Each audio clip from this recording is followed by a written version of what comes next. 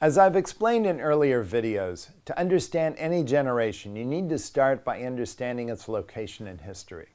Gen Xers first arrived as small children in the early 1960s, when increasingly indulgent parenting styles became totally hands-off.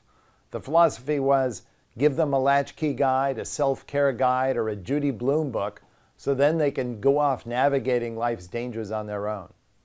Institutions that once protected kids no longer seemed to work in the 60s and 70s. Schools were breaking down and the divorce rate soared. And that's not all. Starting in the early 1960s, adults didn't want to have kids anymore. Fertility rates plummeted, hitting an all-time low in 1976, making this known as a baby bust generation. A climate of unfriendliness to kids seemed to permeate the popular culture.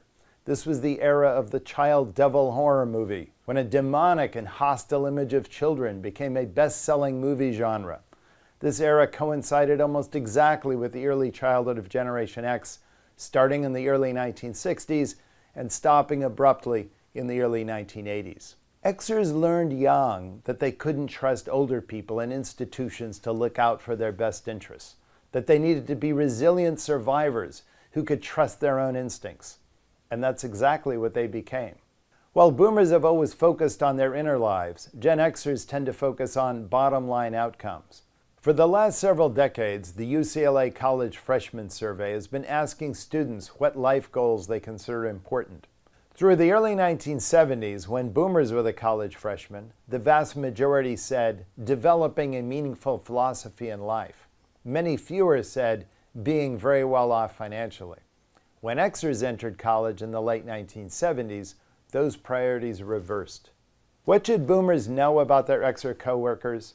And what should millennials know about the Xers who were so often their direct supervisors? Well, Xers like to be free agents. They tend not to trust their employer to look out for their long-term interests. Boomers should know that Xers have high rates of job mobility, often opt out of paternalistic benefits packages, embrace choice, and prefer total rewards incentive plans. They are also deeply entrepreneurial. Xers can be loyal to their employer, but most will never stop scoping out the options. 3 out of 5 say they will someday want to be their own boss, and the vast majority of startups today are founded by Xers.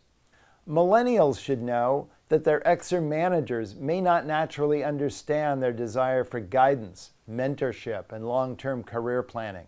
Xers also believe that work is a means to an end, not an end in itself. When boomers talk about work, they tend to use lofty and holistic words about their career, their profession, their vocation, even their calling. Xers talk instead about their job, their assignment, their gig. Boomers think work is your life. Xers think it's how you get a life. Boomers are into depth, doing any given task fully and perfectly. Xers are into breadth, developing a wide range of skills so they can flexibly switch tasks as needed.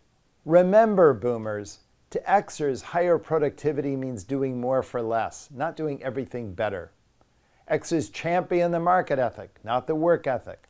The point is not to work harder, but to work smarter and get the job done more efficiently so everybody gets to go home. This can be a real strength. Workaholics rarely make productivity breakthroughs. But it also means Xers hate measures of performance that aren't related to output. According to Xers, what counts is their performance itself, not their attitude. Best Buy recently instituted a management directive, one that is especially popular with Xers there, called ROWE, Results Only Work Environment. According to Rowe, teams are only judged by what they accomplish, not how much time they put into a task. Xers are also relatively disinterested in corporate culture and mission, and they like flat organizations where anyone can shine. Millennials should know that the structure and hierarchy that they may really like about a big organization may be something that their Xer managers really don't care much for. Xers are poised to take over most top leadership positions from boomers over the next decade. Their market-oriented style will remain an important force in America's workplaces.